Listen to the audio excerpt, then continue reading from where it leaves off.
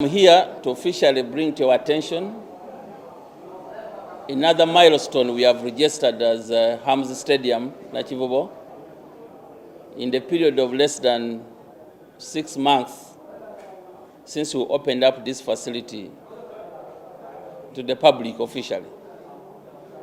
We have received the confirmation from the Confederation of African Football Associations, CAF, which is a football regulating body on the continent of Africa.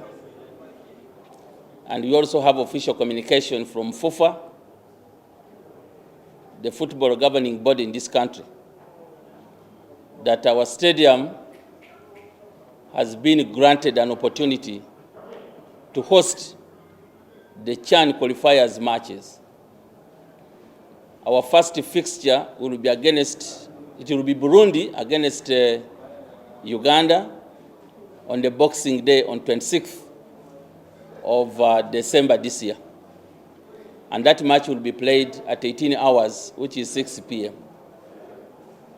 Our second fixture will be on 29th of December, and that's Uganda against Burundi.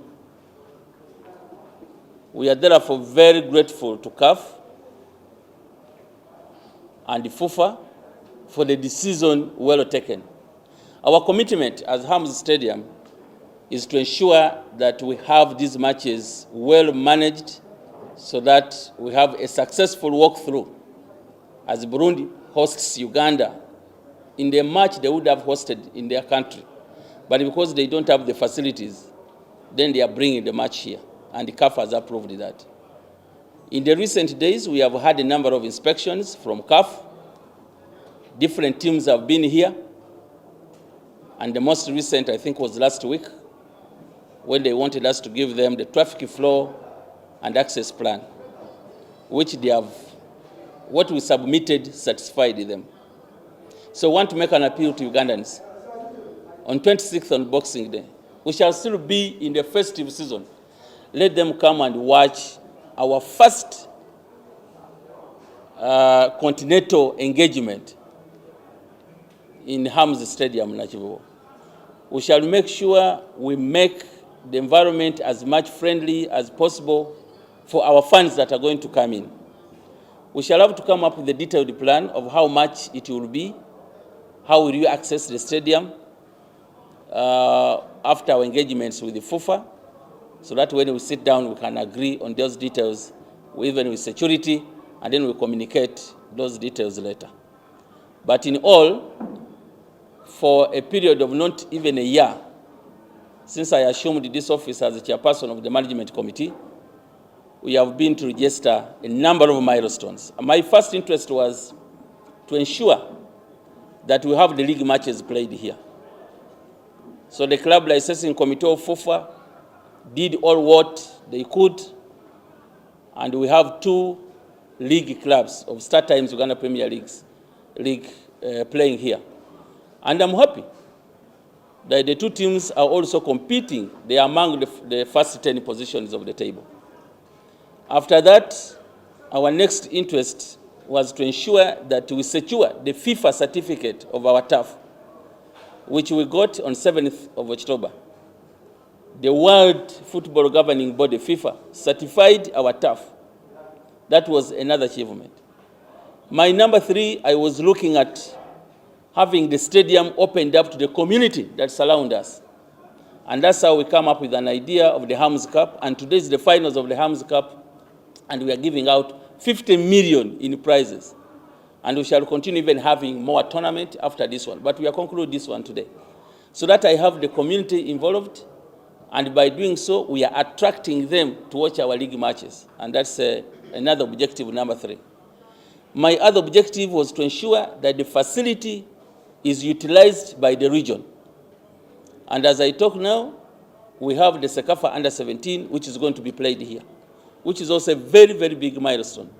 We shall be having 6 countries playing and showing their talent on a well-organized turf of the Hams Stadium. So that was another achievement.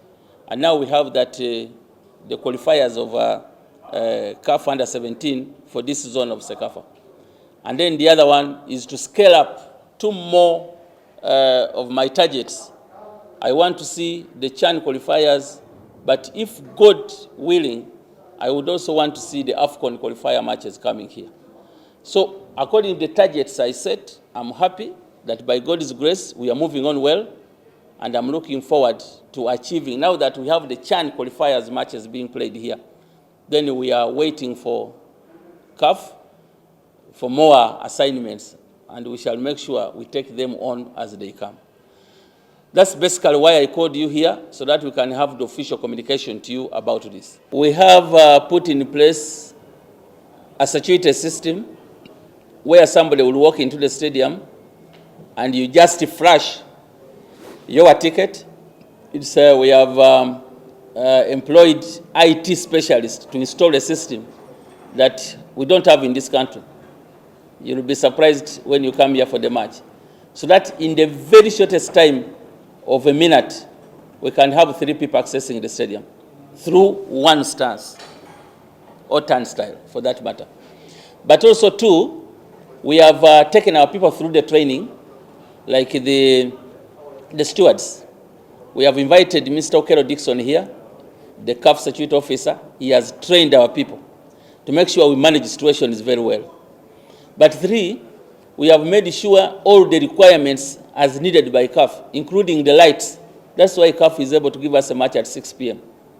because they came, tested our lights, and the lights are up to the standard. But 4, we have also gone an extra mile to introduce something very new in this country, the idea of the executive boxes. Watching a match from a glassed box, that's something new in this country. So we are also there. But 5, we have also made sure we provide conducive environment for all stakeholders, including the media. Where do we locate the media? Where are they going to sit? Where do we have the camera positions? And those details, we have also done that. The dressing rooms are up to the standard, and we have a total of 7 dressing rooms.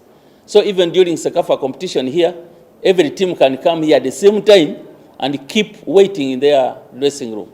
So we are very, very ready. If I look at, I have worked with Sekafa before. I have been in the CAF Media Committee before for 5 years. I know what they require. And my presence here is to make sure we better this place. So we are very ready.